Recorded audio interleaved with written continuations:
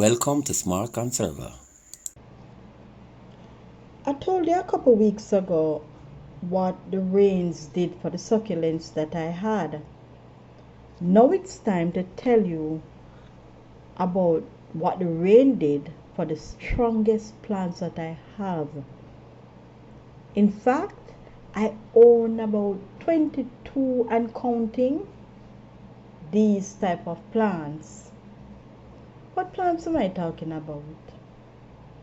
Well, for these plants, I have many different varieties, and they are orchids. They are all called orchids. That's the name they fall under. Now, I have varieties like dendrobiums, vandas, and even phalaenopsis. I have other variety, Some of these are mixed variety, and I can tell you, some of them I can't even call those names. Now, the orchids that I have, these are the easiest plants that I have to care for. In fact, if I'm not at home for probably about 2 weeks, I'm really comfortable that I won't lose any of these plants. Well, the rains did wonders for my orchids. I've seen new growth on my orchids, and the growth that I saw would be like new roots, new leaves coming up, and even blooms. When I look, I see some spikes shooting up. Now, some plants that I have, while they decided to bloom, I'm always grateful for these blooms. There is one orchid, at least one orchid, that I was really looking forward to see it, the blooms open. But unfortunately, a ripe mango fell and it broke the spike. I was disappointed, yes, but I have the memories of the bloom, and when I look back on those pictures, I feel comforted. And you know what I'll do? I'll just wait, go on looking on those pictures, and hope that it keep me until the next bloom occurs.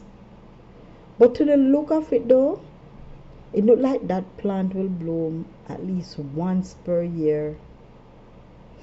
Anyway, I'll just wait until the next one. Now, I have about 4 orchids now that are either blooming or in spike. I didn't count the one that I lose the bloom.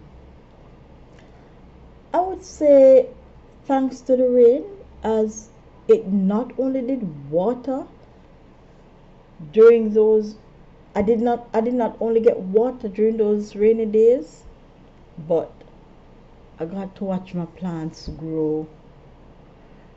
We can learn a lot from orchids sometimes. And this is it. Sometimes we see things, and these things that we see, or even people, they look fragile. But when you really get to know them, they are resilient, just like the orchid. Now, within the next couple of days, I'll be applying some fertilizers to my orchid, as summer is fast approaching.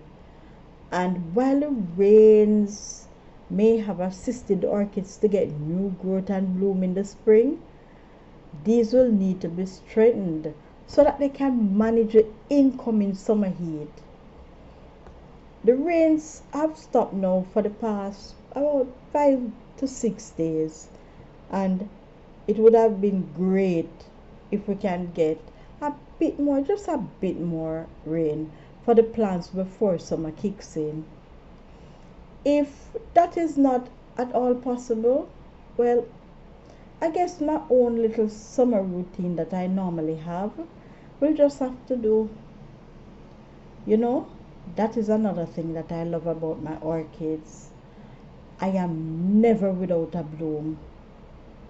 There's always an orchid blooming in my little ecosystem, as small as you see it is. Now, if someone had told me a couple years ago that I would be growing and caring for orchids, I would never believe it. Now here I am, taking care of over 20 plus orchids. And I'm throwing my word out there. I'm waiting for the others as gifts to take care of these too. I must say that I'm ever grateful for the little rain we got as I see changes of growth, blooms, and even food. Why shouldn't I be grateful? Tell me though, what are you grateful for?